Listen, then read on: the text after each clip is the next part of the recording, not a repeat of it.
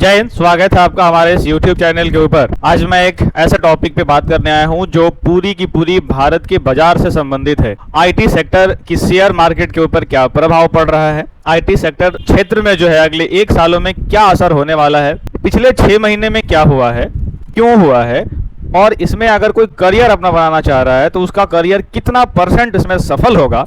इन्हीं सब बातों पे हम आज चर्चा करने आए हैं। बहुत सारे हमारे छोटे भाई बड़े भाई ऐसे लोग हैं जो कि कंप्यूटर क्षेत्र में अपना करियर बनाना चाहते हैं। उन लोगों को मैं सजेशन देने आया हूं कि आप कौन सा क्षेत्र में अपने आप को डेवलप करिए ताकि आज के डेट में उस सब क्षेत्र को जो है आप अचीव कर पाएं।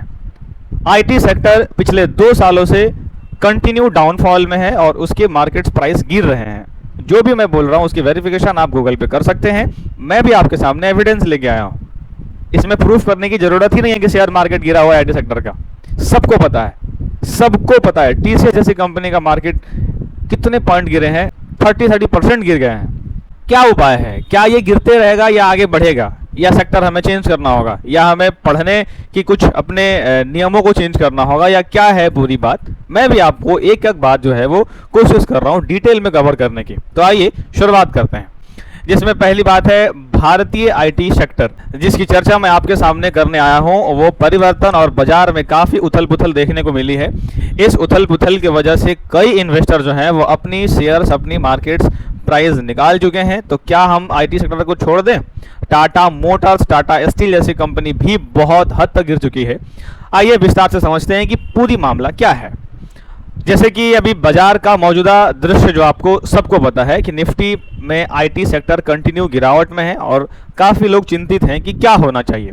क्या आईटी सेक्टर अब हमारा कंप्लीट बैन होने वाला है, या आईटी सेक्टर में हमारा कुछ बेहतर हो सकता है, या आईटी सेक्टर हमारा जो है वो अब क्या इसमें फ्यूचर हमें दिख रहा है। यानी कि अगर आप कोई कंप्यूटर में अपना करियर बनाना चाहते हो, अगर हमारे कोई भाई हैं, छोटे भाई हैं, और उनको अगर वेब डेवलपमेंट सीखना है या ऐप डेवलपमेंट सीखना है, तो क्या उनके लिए करियर अच्छा रहेगा? तो सुनो, कंप्यूटर हमेशा से एक टेक एरिया रहा है और इसमें जो है वही टिक पाया है जो खुद को अपडेट करते रहा है। आप खुद सोचो, एक हैंडसेट नहीं टिकता है अगर वो अपडेट ना हो, तो फिर एक इंसान कैसे टिक सकता है जो अपडेट ना हो?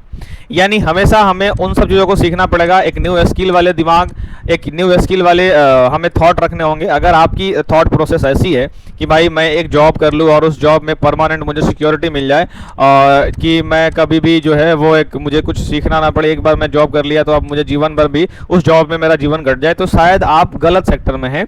आपको एक ऐसा व्यक्ति बनना पड़ेगा जो कंप्यूटर में हर दिन कुछ ना कुछ पढ़ते ही रहना पड़ेगा। नई नई सॉफ्टवेयर, नई नई वर्जन, नई नई टेक्नोलॉजी, नया नया थिंग्स, बहुत कुछ नया आते रहता है। अगर आप एक ऐसे माइंडसेट के हैं कि आप सीखने में इंटरेस्टेड हैं, जैसे कि जो बड़े बड़े प्रोफेसर्स हैं वो भी कहते हैं कि सीखते हैं, और खैर हम लोग तो अभी बहुत कुछ सीखना हम लोग को बाकी है, लेकिन अगर कोई एक आम आदमी उतना सीखने का प्रयास करे जितना अभी हम लोगों को आता है, तो कम से कम उसको और 2 से 2.5 साल कंटिन्यू पढ़ेगा वो, तब उसको इतना नॉलेज होगा जितना अभी हम लोग को आता है। लेकिन अभी हम लोग भी पर डे, प्रतिदिन कुछ सीखते हैं, हर दिन पढ़ते हैं, हर दिन नया सीखते हैं। अगर इस माइंडसेट के आप हैं तो आप इस क्षेत्र में अपना करियर बना सकते हैं। हालांकि क्या बात है मैं पहले दिखाता हूं।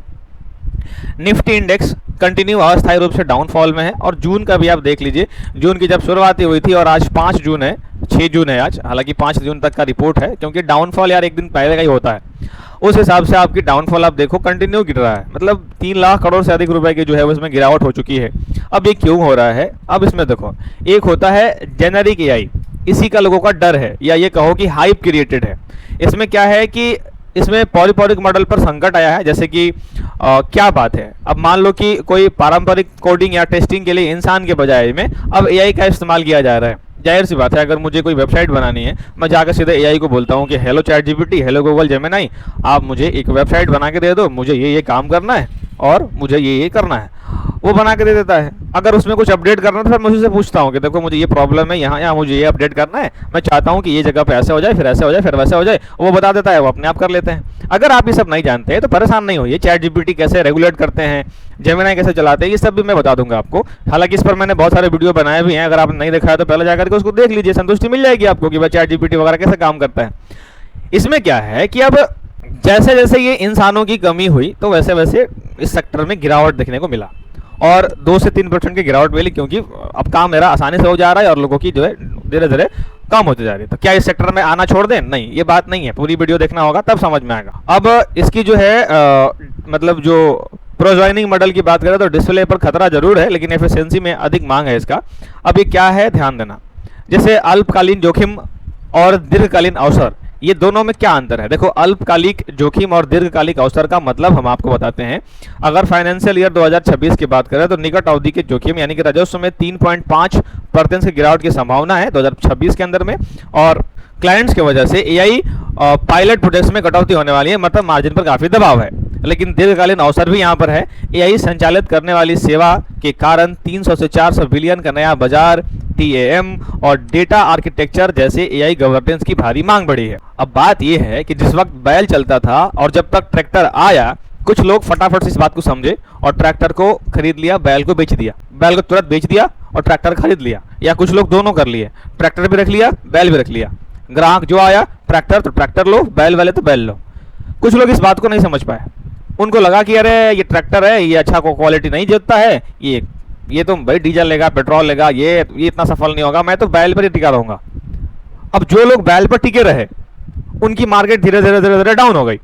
जो लोग ट्रैक्टर पे शिफ्ट हुए उनकी मार्केट बढ़ गई। फिर क्या हुआ, ट्रैक्टर खराब होने लगे तो ट्रैक्टर के लिए मैकेनिक आ गए। अब जो लोग अलग तरीके से कमाते थे वो ट्रैक्टर की मैकेनिक बन गए, फिर वहां से पैसा कमाने लगे। फिर ट्रैक्टर के पार्ट्स खराब हो गए, फिर ट्रैक्टर के पार्ट्स आ गए, फिर ट्रांसपोर्ट आ गया, फिर भाई एक सर्कुलेट, यानी जैसे एनर्जी कभी ना खत्म होती है और ना ही उसको उत्सर्जित किया जा सकता है, एकदम वैसे ही आप जो है बेरोजगारी कभी टिक ही नहीं सकती है अगर आपके अंदर स्किल है तो। यानी कि अगर बेरोजगार आप तब रहोगे जब आप खुद को एक ढांचे में फिक्स कर लिए हो कि मुझे इससे शिफ्ट नहीं होना है, तो कंप्यूटर सेक्टर में फिर कोई नहीं टिक सकता। जैसे अब मैं बताऊंगा आपको अभी इसी समय में कि एआई संचालन सेवाओं में क्या कारण मिल रहा है, लेकिन आपको पैटर्न तुरंत से चेंज करना पड़ेगा। अगर आज आप सोच रहे हो कि मैं वेब डेवलपमेंट सीख लूं, आज मैं सीख रहा हूं ऐप डेवलपमेंट सीख लूं, तो जाहिर सी बात है आप बहुत कुछ बेहतर नहीं कर पाओगे, क्योंकि आपको मैं दिखा दूंगा। मुझे कोडिंग अगर ऐसे तो मुझे आती है, लेकिन अगर मुझे नहीं भी आ रही होती तो मैं आपको वेबसाइट लिखकर दिखा, जैसा आप मुझे बोलो। आजकल तो वर्डप्रेस आ गया है, लेकिन अब उन सब में डिमांड ही खत्म हो गया। तो अब हमें शिफ्ट करना होगा, हमें एआई डेवलपर्स, हमें एआई को ठीक करना, हमें एआई पर बैरिकेड्स लगाना, हमें एआई के चिप्स के बारे में एआई, अब हमें शिफ्ट करना होगा अपने आप को, थोड़ा सा चेंज करना होगा। ऐसा नहीं कि करियर खत्म हो रहा है। हाँ, लेकिन कंपनियां हाइप जरूर क्रिएट कर रही हैं। अगर मान लो कि मैं चैट जीपीटी बनाया होता और मैं अगर मालिक होता चैट जीपीटी का, तो मैं तो चाहता ही ना कि पूरा भारत मेरे से डर जाए और मेरी ही सबसे ज्यादा मांग हो जाए। तो मैं तो झूठी फैलाऊंगा ही कि भाई मैं पूरी मार्केट को बर्बाद कर दूंगा, इसलिए मेरा सब्सक्रिप्शन लो, मेरे पास आ जाओ, ऐसा तो मैं बोलूंगा ही। तो इसलिए जो एआई भ्रम फैला रही है, अरे भ्रम में तो प्रूफ हो चुका है भाई। इलॉन मस्क ने ऐसे ऐसे आर्टिकल लिखे हैं जो लोगों को डराने वाले हैं। वो अपनी कंपनी को प्रॉफिट दिलाने के लिए सब किया जा रहा है। आप रिलैक्स रहो। हाँ, लेकिन रिलैक्स रहने का मतलब ये नहीं कि तकिया पर सर रख के और सो जाओ। रिलैक्स रहने का मतलब ये है कि आप बेरोजगार नहीं रहोगे, अपने आप को कन्वर्ट करना होगा, वो भी पूरी ताकत से कन्वर्ट करना होगा। मजाक मजाक में नहीं कि आप बस ऐसे मजे मजे में कर लिए, पूरी ताकत से। लिटरली मैं ऐसे ऐसे बच्चे को जानता हूं जिस बेचारे को एडीसीए की बात छोड़ो, टाइपिंग तक नहीं आती है। हालांकि वो अलग क्षेत्र में हो सकता है कि बहुत सफल हो जाए, लेकिन जो लोग कंप्यूटर क्षेत्र में करियर ही बनाना चाहते हैं उनको तो कम से कम अपने आप को इससे अधिक रखना होगा, एक बेसिक लेवल पर भी बनाने के लिए। जो लोग सब लोग कंप्यूटर में, ऐसा पॉसिबल नहीं है, लेकिन जो आए वो उनके लिए मैं बता रहा हूं। देखो क्यों ये गिर रही है, आसान भाषा में समझो। 1 से 2 साल वाले जो फाइनेंशियल की कंपनियां हैं वो बहुत तंगी मुश्किलें भरे रहने वाली हैं, अभी भी रह रही हैं।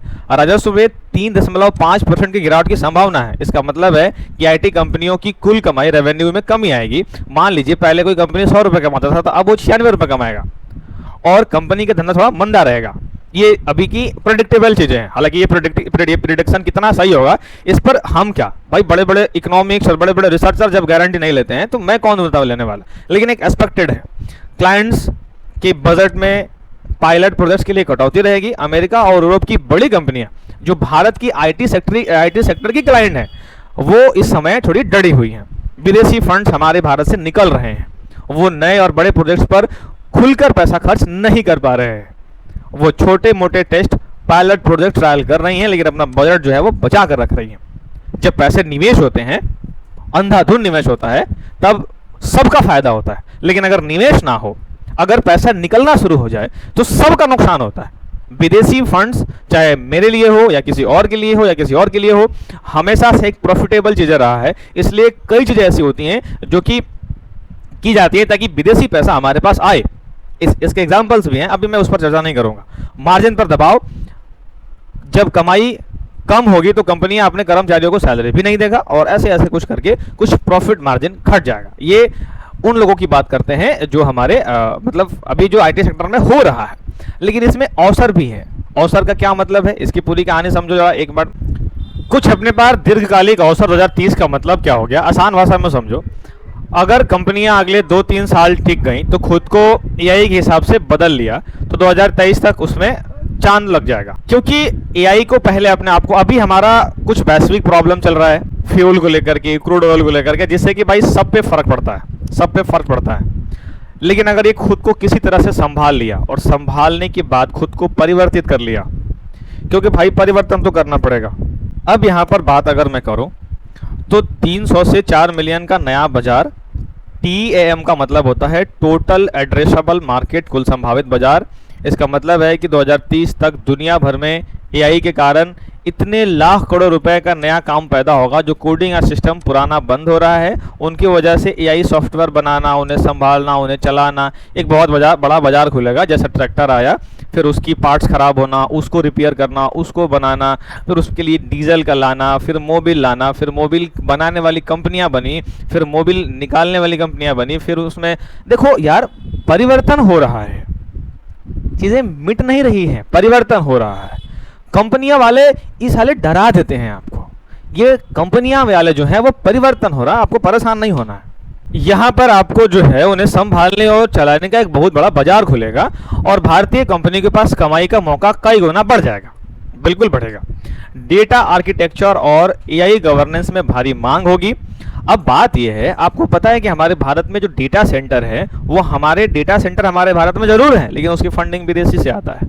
उसको बिठाया भारत लोगों ने नहीं है, उसको बिठाया बिहार विदेशी लोगों ने। अगर हमारे में से कोई एक आदमी, कोई मान लो कि मेरे ही पास इतना पैसा होता और मैं ही इतना इंटरेस्टेड होता कि मुझे डाटा सेंटर खोलना है, तो मैं ही खोल सकता था। लेकिन हमारे पास तो सबसे बड़ी बात एक इंटरेस्ट नहीं है, और है तो बहुत कम लोगों के पास है। और दूसरा बात यह है कि अगर इंटरेस्ट है भी तो पूंजी नहीं है, और जिनके पास पूंजी है उनको इंटरेस्ट नहीं है, ये बात है। तो ये डेटा स्ट्रक्चर जो है हमारा, वो डेटा आर्किटेक्चर एआई चलाने की एक बहुत बड़ी ज़रूरत होगी, और उस डेटा को हम लोग जो है वो सहेजने, साफ करने, सही तरीक़ा से सेट करने का काम भारतीय इंजीनियर्स को मिलेगा। और कुछ गवर्नेंस जो है, एआई कुछ गलत ना कर दे, उसकी हैकिंग ना हो जाए, कानून ना टूट जाए, इसे चेक करने के लिए कई बड़े कंपनी सिक्योरिटी की ज़रूरत पड़ने वाली है। एक अवसर भी है और एक तरफ ख़त्म भी हो रहा है। अब बात यह है, वही कहानी है कि आपको भरा हुआ ग्लास दिख रहा है कि आपको खाली ग्लास दिख रहा है। मैं उन अपने भाइयों को बोलना चाहता हूँ कि देखो यार, अगर तुम अपना करियर बनाना चाहते हो तो उन सब चीज़ों को सीखो जो एआई को डेवलप करते हैं, एआई के सिक्योरिटी। अगर इतना सब नहीं समझ पाते हो तो इतना समझो कि चुपचाप वेब डेवलपमेंट करो, और वेब डेवलपमेंट आखिरी मकसद नहीं होगा, वो पहला मकसद होगा। वेब डेवलपमेंट करने के बाद डेटा एंड सिक्योरिटी में चले जाओ। मेरे भाई, तुम्हारा करियर अगले 30, 40, 50 सालों के लिए सेट हो गया।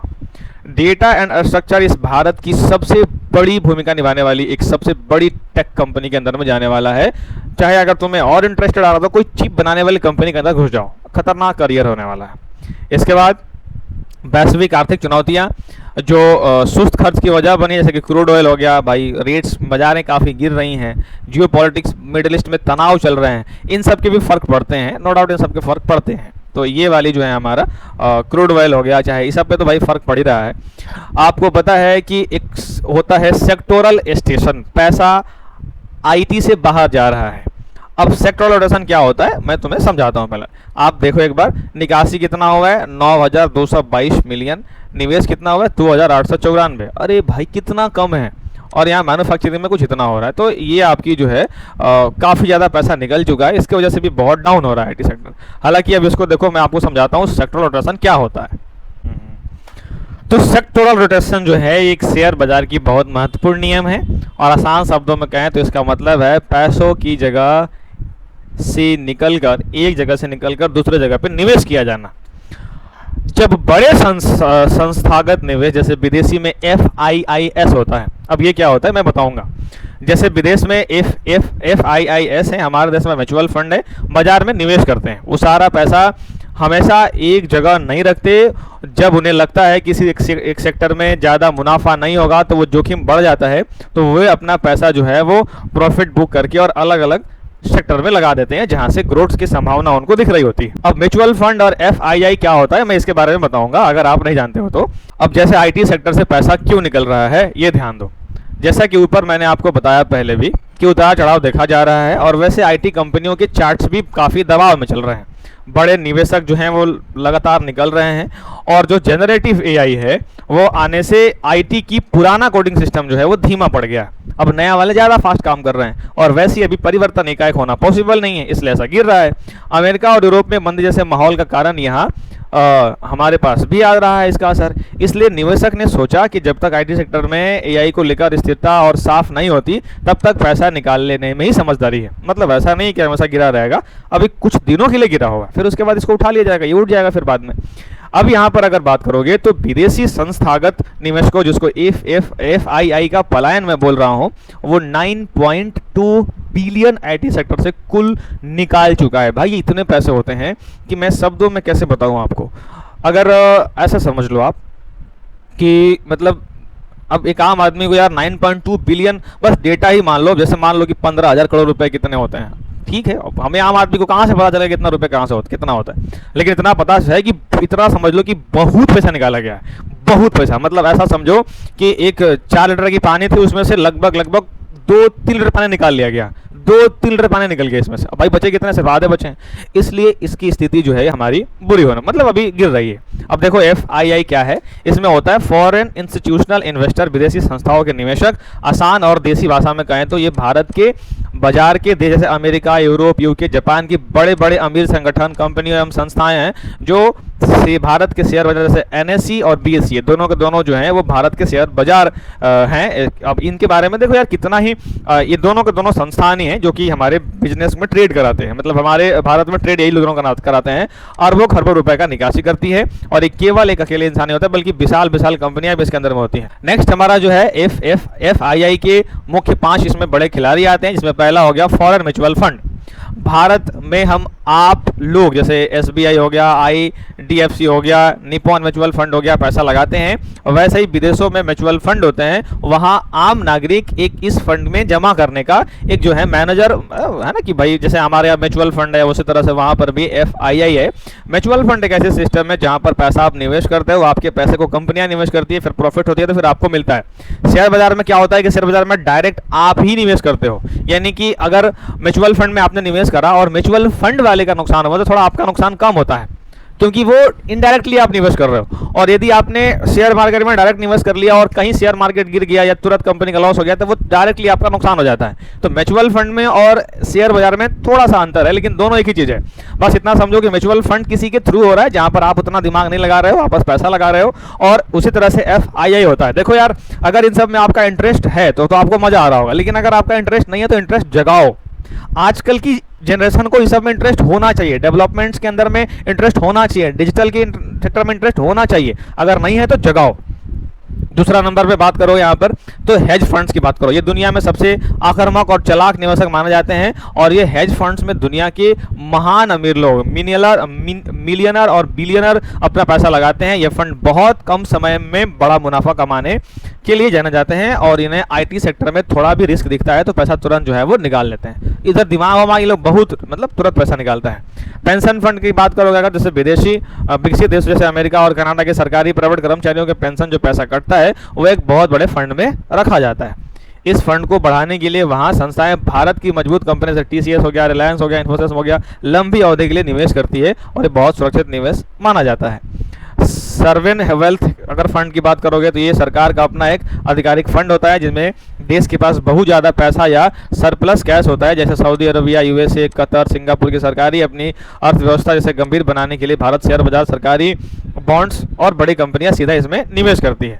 यहाँ पर देखो 5 नंबर की अगर बात करोगे तो विदेशी बीमा कंपनियां और कमर्शियल बैंक में हो गया, विदेशी बड़ी इंश्योरेंस कंपनी जैसे कि मेट लाइफ, प्रूडेंशियल और ग्लोबल बैंक जैसी Morgan city camp, Morgan Stanley भी अपने प्रीमियम और एक बड़ा हिस्सा जो है शेयर बाजार FII में निवेश करती है। तो ये हमारी कुछ प्रमुख कंपनियां हैं जिसके अभी बाजार आप देख रहे हो। जैसे TCS का हो गया भाई, इसमें इतना % की गिरावट है, इसमें इतना % गिरावट है, इसमें गिरावट है, इसमें गिरावट है। ये सब टेक महिंद्रा है, HCL है, इन्फोसिस है, TCS है, भारत की अच्छी खासी कंपनियां हैं और ये एक दिवसीय गिरावट देखा जा रहा है। बहुत अब 8% गिरावट समझते हो यार, बहुत ज़्यादा होता है ये सब चीज़ें। तो अब इन सब के लिए जिम्मेदार कौन है? तो जिम्मेदार जो है वो मान लो कि तुम्हारे अमेरिकी बाजार है, इन्फ्लेशन है, इसमें बहुत ज़्यादा जो है वो डिस्क्रिशनरी स्पेंडिंग है ना, AI के कारण बिल जो है ना करने के घंटे घट रहे हैं।